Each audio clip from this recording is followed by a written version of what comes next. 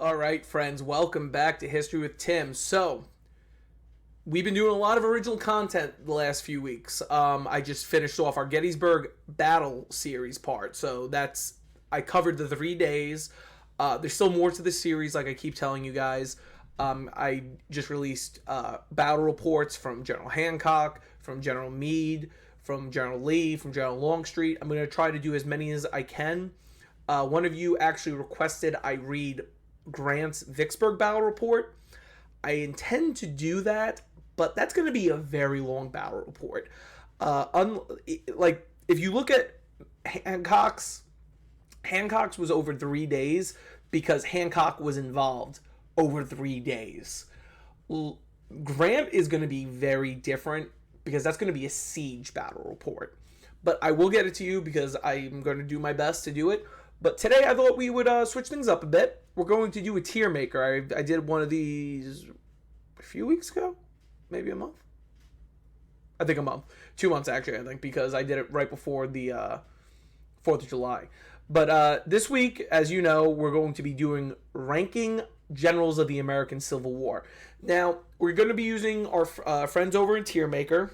I like their way. I actually am going to just make an account with Tier Maker just so I can start making my own tiers because I'm looking at I had 2 tiers I could have chosen for this one, and one tier had literally every single general from the American Civil War from the brigade up.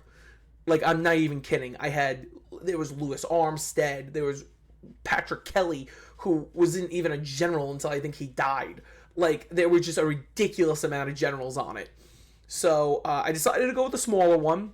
Now, there are some people missing from this that I'm a little upset aren't on it, but what I'm noticing about a lot of the figures on this, that they commanded either a corps or above. So when I say that, I mean like a corps or an army, or in certain cases, the entire armies.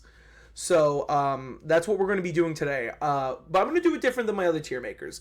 Usually when I do a tier maker, I really don't have a lot of facts with it, I've noticed, and you guys have put me to the book about that, and you're right. I very often don't put the facts. I just say my personal opinion, which I'm still going to do, my personal opinion. But as I do these, what I'm going to do is I'm actually going to read facts about them and then place them. So it's going to be a lot different than usual. Also, if you see me doing this a lot, it's because I now have 2 screens. I used to do this by 1 screen, and I was pretty much doing everything blind, and I don't know how the videos look or if they froze up. That's why I don't know if you notice a lot of my videos used to have random freezes in them. That's why I'm doing it this way, just so you know. But with that, let's get into this. Now, as I said, we're going to be doing this a little different. I'm going to pick the general. I'm going to give a quick synopsis, pretty much, of the general. And then I'm going to place them. I'm going to explain to you my reasons why I'm placing them where I'm placing them. So, we're going to start right here with General Ulysses S. Grant. So, Ulysses S. Grant, born April 27th, 1822, Point Pleasanton, Ohio. Well, not Pleasanton, that's the Union General. Point Pleasant, Ohio. His real name was actually Hiram Ulysses Grant. He would graduate West Point Military Academy in 1843, and he served in the Mexican-American War. But he actually is one of the few people who he would leave the military kind of right after the war, and not because he wanted to. He actually was having issues, separation issues with his wife. He missed her. His wife was actually cousins to James Longstreet, who he was very close with during his time in the Army and even after the Army. But he will return when Lincoln calls for the volunteers. He had a personal struggle with the fact that his wife was a Southerner, and his father actually didn't attend his wedding in protest. It's not that he didn't like his wife. He actually really did like her. But he did not agree with her family because her family were plantation owners. And Grant was actually given a slave upon their wedding. And he, in good conscience, did not want to keep the slave. So he went to I believe, a local one of the local customs houses, and he got the slave his freedom papers, and he set the man free. But he gained fame for victories at places like Fort Donelson, the bloody Battle of Shiloh, and then Vicksburg. In 1864, Lincoln would appoint him as commander of all Union armies. Not like he was put in command of the Union Army of the Potomac, the Union Army of the Mississippi, or anything like that. He was given all the armies in the war. He will be the one that Lee surrenders to Appomattox Courthouse on April 9th, 1865. He also, which is going to be interesting of this group, because actually there are two people here who actually did run for president as well. He will serve as president of the United States for 2 terms from 1869 to 1877. He continued the Reconstruction policies laid out by Abraham Lincoln, making sure that they were followed, because following Lincoln's assassination, it did look like Andrew Johnson was going to rescind a lot of the policies. His biggest issue, though, as a president was he faced a lot of corruption scandals. He thought government would work much like the military. He did not really comprehend politics, and sadly for a man like him, good man doesn't often make a great president, as we've learned in the world, and sadly Grant will be tarnished because of that. He is remembered, though, as a very decisive and effective military commander, and he also was seen as a champion in his presidency of civil rights and the advocacy of reconstruction and rebuilding the country. He will actually establish the Department of Defense. Not Department of Defense, sorry.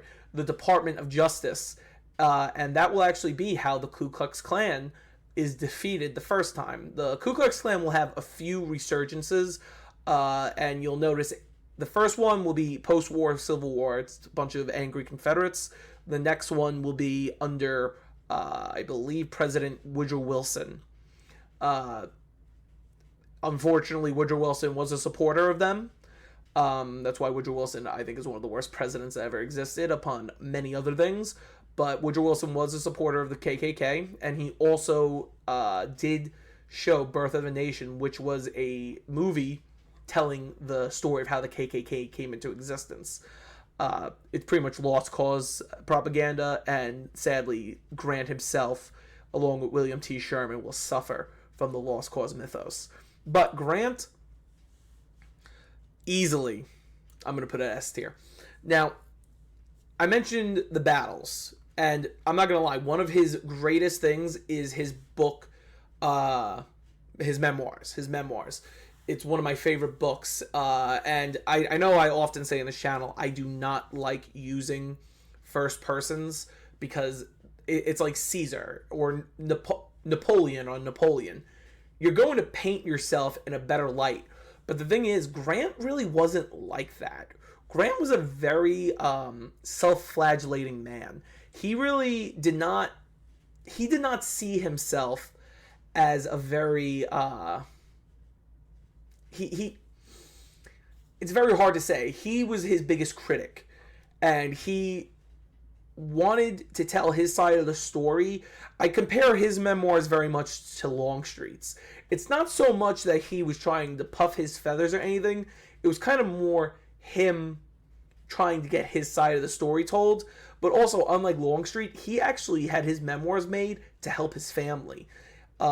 The publishing rights he gave to Samuel Clemens, who we know as Mark Twain, and I think he only took a 20% commission, and the rest of the money went to the Grant family. And it actually helped them following his death, because Grant would die. He died very young. He died July 23rd, 1885 in Mount McGregor, New York. He had throat cancer, which a lot of people, it's sad because a lot of people have noticed that he died a few days after finishing his memoir, which meant he suffered and struggled strictly so his family would survive. But his military acumens alone, I think the worst thing for the Western theater was the fact that Halleck had pretty much put handcuffs on Grant. He didn't let Grant do what he wanted to do. It was only when Halleck was made commander-in-chief of the Union Army in 62 that Grant was really given the free will to lead his army as he felt necessary. And again, you have such great victories like Shiloh, which Shiloh was a slugfest, but it was still a victory. You also had things like Vicksburg. Vicksburg finished the Anaconda Plan. With the fall of Vicksburg, the Mississippi was controlled by the North. So, and then again, he's the one of his greatest quotes from the American Civil War was during the Wilderness Campaign. All the generals were saying, well, Lee's going to do this, Lee's going to do that. He got so fed up with it, and he said, I am so tired of hearing what Lee's going to do to us. What are we going to do to him? And he's one of the only commanders who, when defeat was clear during the Wilderness, he said, okay, we lose this one, keep moving south. And Leonardo DiCaprio teamed up with History Channel. They made a fantastic docuseries on Grant. So good. And there's a scene where Grant directs the army to march around the Wilderness and towards Richmond. And it's at a crossroad. One goes north, one goes south. And they go south, and the men all start shouting south. So, but obviously, Grant S tier, period. Not even a question. Okay. A.P. Hill. Ambrose Powell Hill, born November 9th, 1825, Culpeper Courthouse, Virginia. He will attend West Point. Almost all these guys attend West Point, just to give you a warning. He graduated in the class of 1847. Again, he was one of these, unlike Grant, he actually did serve in the Army pretty far up until the Civil War. He was division commander under Stonewall Jackson the majority of the early war, but following Jackson's death in 1863 at Chancellorsville, Lee actually split the corps apart. Lee followed what was called the Grand Corps. He followed Napoleon's style of warfare, where it was you had these massive corps that could serve as armies on their own, and they would go fight, and then you would contact the other parts of the army. So from 1862 until early 1863, there were two corps. There was the first corps under James Longstreet and the second corps under Thomas Jackson. When Jackson died, Lee realized, my God, I really only had two guys I could trust. So he said, let me make 3 corps. Now, again, these were still bigger corps than a federal corps. A federal corps would maybe have somewhere around 30 to 40,000 men. Confederate corps would be a little closer to, like, I'd say 60 or not 60, sorry. And 40 or 50 is an over-exaggeration for the Union, too. My apologies. A Union corps would have somewhere around 20,000 men. A Confederate corps would maybe have somewhere a little closer towards 30,000. Because but this is also before, like, fighting or anything. Like, the Gettysburg campaign, these corps were significantly smaller. I actually have videos on the size of the corps at Gettysburg. But A.P. Hill is made a corps commander. He was actually a very well-liked commander. He's the man who actually engaged first at Gettysburg. His division under Henry Heath will be the one that moves into Gettysburg, gets engaged. He was a very aggressive commander. He often sparred with people like James Longstreet, because the thing was, he was in Stonewall Jackson's corps. He had very much a lot of Jackson in him. It's very strongly believed, and he wanted to prove his, like, quality. But at Gettysburg, he kind of stumbled into that situation, and he really had not much to, like, he was very opposed to leaving Gettysburg, and he also was one of the men that was kind of doubtful of Grant's capabilities of defeating them. Obviously, that would backfire. Sadly, he did have chronic issues. He was a very sickly person. He will be killed in the war, April 2nd, 1865, during the siege of Richmond. It's very hard to judge a person like him because he didn't make it out of the war, but that's very much like Stonewall Jackson, which I'm happy Jackson's actually not on here, because I think Jackson's a little too lionized. hate me if you want. I think the guy had stuff going on, and I think that's what made him a stonewall. We'll get into it later. But AP Hill,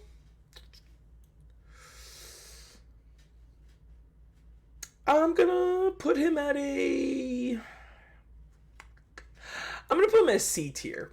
Now the thing is, S tier is like fantastic. Like no one's better. No one's better than him. A tier is like really good. B tier is like he's good. C tier, you're average. D tier, you could probably be a little better. And F tier is obviously you suck. But AP Hill, I think, was a B tier. I mean, a C tier. I think he was a good general. I think he was a capable officer. He's a kind of guy. He's like a John Bell Hood to me. He's a guy who probably shouldn't be commanding an army. I think he actually. I think he was a very good corps commander. I think he was a better division commander, though. There are some people that aren't meant for war, is the way I see it. You know, like someone like Winfield Scott Hancock. Fantastic corps commander. Fantastic corps commander. However, I don't know how he would do as the army commander. And I can't imagine him doing that great, because I think something that made Hancock very good is the fact that his men knew him. He was very open to his men, and you know, when you're in charge of one corps, that's a little easier than being in charge of 7 corps. So with that, I think that's a fair spot to put AP Hill. All right, here's a champ, if we ever had one. Braxton Bragg, born March 22nd, 1817, Warrenton, North Carolina. Much like our 2 previous generals, went to West Point. However, he is one of our older ones. He graduated in 1837. He served in the He served in the Mexican-American War, where he was a capable officer. He commanded mainly the Army of the Tennessee. He's known really for the Battle of Chickamauga and the Battle of Chattanooga. He was a difficult man. Let's start by saying that. He was a difficult man. Not really anyone liked him. When it comes to me, I have a very set group of Confederate generals that I think were good guys and good generals. So on that list, I'll have people like Lee, Longstreet, PGT Beauregard, Joe Johnston. You know, they're these guys who they understood war, but they also understood relationships. Like you need to be able to have good relationships with your constituent officers and subordinates in order to be a good field commander. Bragg was not. Bragg was very much a I'm right, you're wrong kind of guy, and I think that was to his detriment. He was also a political appointee a lot of the times. You know, PGT Beauregard should have remained in command of the Army of Tennessee, but politicking got in the way, and that's what got Bragg put in place. But then politicking again would get in the way, and Bragg would be replaced by John Bell Hood. So he kind of got his comeuppings. He did survive the war, though. He pretty much went into the private sector. You're going to notice a lot of these guys actually went into the railroads. Railroads was a big business post-Civil War, because the Confederacy ripped up half of the railroads. So it was they had to get reconstructed. He'll die September 27th, 1876 in Galveston, Texas. He's one of definitely our first very controversial characters, so to speak. We have quite a few controversial characters on this list, but he's controversial in the fact that a lot of his decisions, and this goes back to what I said about AP Hill. You can be a capable commander, but that doesn't mean you should be commanding certain things. Bragg would have probably fared better as the division commander, but the issue is the man was very close with people like Jefferson Davis. The man was an older man. He had a lot of it was like Edwin Sumner. Edwin Sumner was a very well seasoned officer and soldier, but he was old. He was an old guy. He was stuck in his ways. He wasn't willing to compromise on certain things, and you see the effect of that at places like Antietam and Fredericksburg. And you know, I think Bragg is very much in that wheelhouse of he was very to his way or the highway. There was not a lot of compromise in his book, and because of that, I'm out. I'm actually going to put him at F tier. I think his decisions in not cooperating, his the few tactical successes he had, I don't think he pushed hard enough. A lot of people bring up the story of the Battle of First Manassas, where if they had, what was it, like 2,000 more men, they could have taken Washington or something. But I think Bragg was very much, there's being cautious and then there's being reckless tactically. And I think he took his victories and kind of waved them as a banner. Meanwhile, there was probably more you could have done. So I'm going to put him in F tier. Oh, here we go. The man himself, George Armstrong Custer, born December 5th, 1839, New Rumley, Ohio. He will graduate in 1861 from West Point. He is one of the generals on here that literally had just been out of the academy, and he rose up to general. Obviously, after the war, he lost his commission because he was only a general of volunteers. He was a brevet major general of volunteers.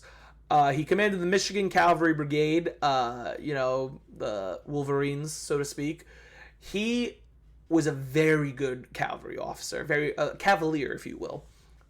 He will be the one that engages primarily with Jeb Stuart on the third day of Gettysburg at the Battle of East Cavalry Field, winning the battle. There's a very beautiful painting of that. Oh my gosh! I'm gonna find that painting real quick. That's such a good painting. Give me 1 second, everybody. Oh gosh, my friend Mark Mariotto also has a copy of the painting, and he did his own. But I love Mark. I love you. I hope you watch these, but this one's better. Yeah, this painting, I get the chills seeing it. It's so cool. But yeah, so Custer.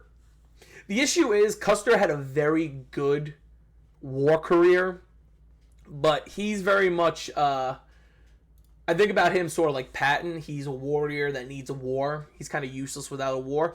But he was also very vain, I think, to a certain level. I think that's something Night at the Museum, Battle Smithsonian kind of got right. Not to the extent Bill Hader had him, but I think he was vain to a certain extent. I think he, being as young as he was a little full of himself. He really will get his reputation. Like, yes, he was a hero of the Civil War, but he'll be demoted back to the rank of, I believe, lieutenant colonel, and he'll be sent west to serve in the Indian Wars. He actually would be court-martialed because he left his command to visit his wife, but he'll be given back his command, and he will be killed in the Battle of Little Bighorn, June 25th to 26th, 1876, being overwhelmed by a coalition led by the Sioux. The thing is, he's one of these guys that he was a good soldier and he was a good general, but he was so full of himself, and it's so insufferable. Like, even Phil Sheridan, who Custer primarily worked with at the end of the war, hated him. Like, he always at least defended him and stuff, but he thought he was insufferable. Grant didn't like him. Sherman didn't really like many people, but Sherman didn't like him. They all thought he was so full of himself and they didn't like it. But he was a good field commander, so I'm going to put him here at C, because the thing is, he's a guy that never actually rose above what I think he's capable of. And I think a lot of historians agree with that. I think he stayed right where he was. And for good or for bad, the man does have his place in history. He was a great cavalier. He won the Battle of East Cavalry Field. And he was there when Moxley Sorrell brought the flag out to surrender. But he also was cocky enough to demand that James Longstreet, a corps commander, should surrender to him. And Longstreet literally told him, I'll surrender when I'm told to surrender. And, which I'm paraphrasing, that's not exactly what he said, but he pretty much told Custer to fight his corps, his division to fight his corps, if he really thought that they could. And Custer backed down. So I kind of like that. But I think he was a man of his means. I think he did the job right. I don't think he, I think something in war we often overlook is you winning is you doing your job, kind of, in a way. So at Battle East Cavalry Field, you had 2 divisions of cavalry there to fight against Jeb Stuart, so it would have been more upsetting if they lost. Not saying it wasn't a beautiful victory, but I think his arrogance kind of takes him down a peg for me. Because he could easily be a B tier, but his arrogance was a little too much. Speaking of arrogance, Daniel Adam Butterfield, General of the Union 3rd Corps. He was born October 31st, 1831 in Ithaca, New York. He's one of ours. Us New Yorkers. Actually, me and my brothers have this thing where we tell our eldest brother that he's Sickles, and my eldest brother acts like it's not an insult, but also gets extremely insulted when we say it.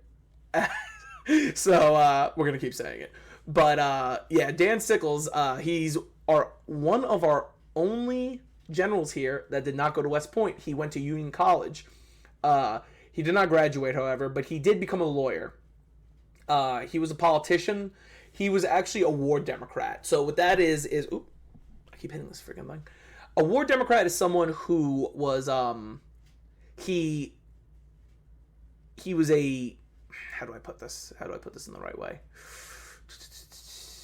He was a person that was in favor of the war, but was not in the Republican Party. Like, he sided with the Republicans against the majority of his party. But to keep the Democrats aligned with the war, Lincoln gave him a commission as an officer. He was actually a brigadier commander in charge of the Excelsior Brigade of the 5th Corps.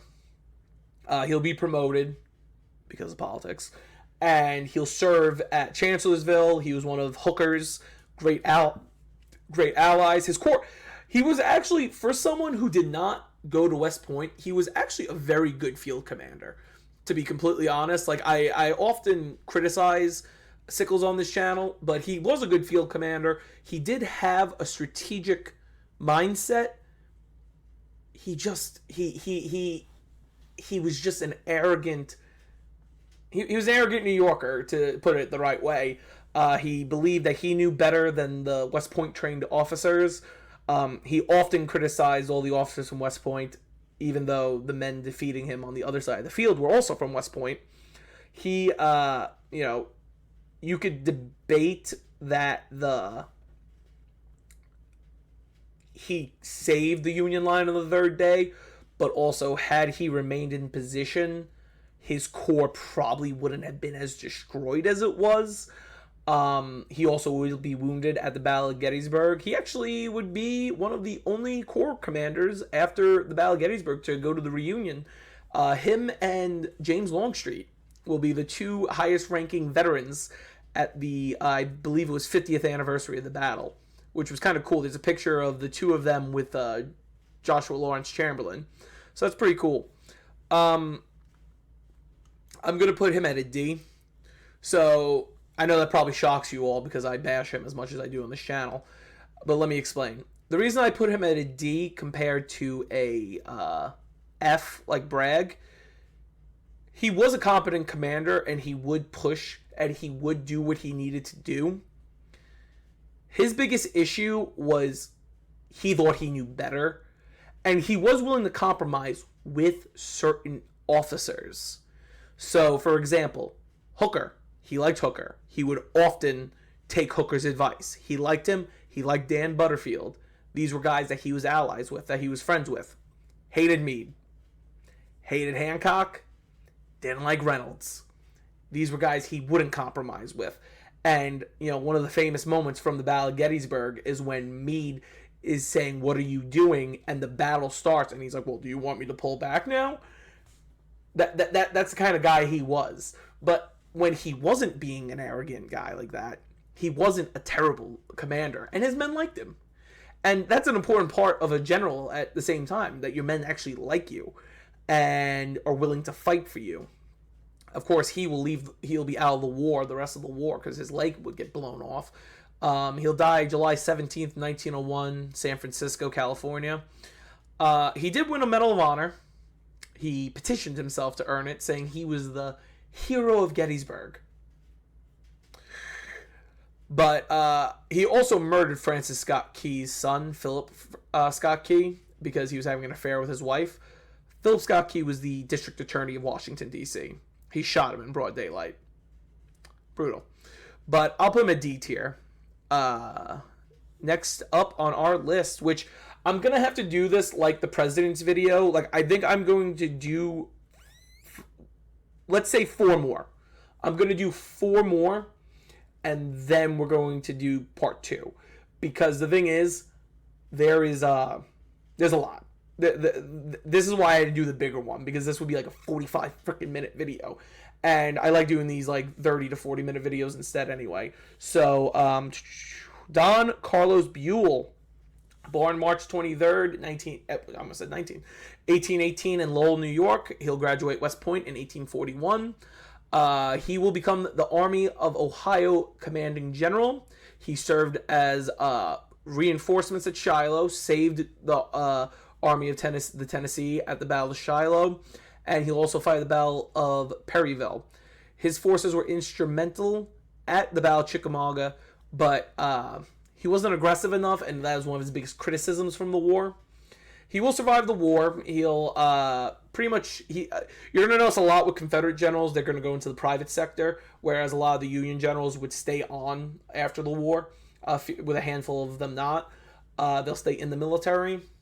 But he'll become the commander of the Department of the South, and he'll pass away in Washington, D.C. November 19th, 1898. Very competent man, very good leader. I think he gets sucked up in the controversy of Shiloh a lot. I think a lot of fingers get pointed. Why weren't you quick enough? Why weren't you there? Just like Grant gets criticized often for Shiloh. But you know what? He was a good commander.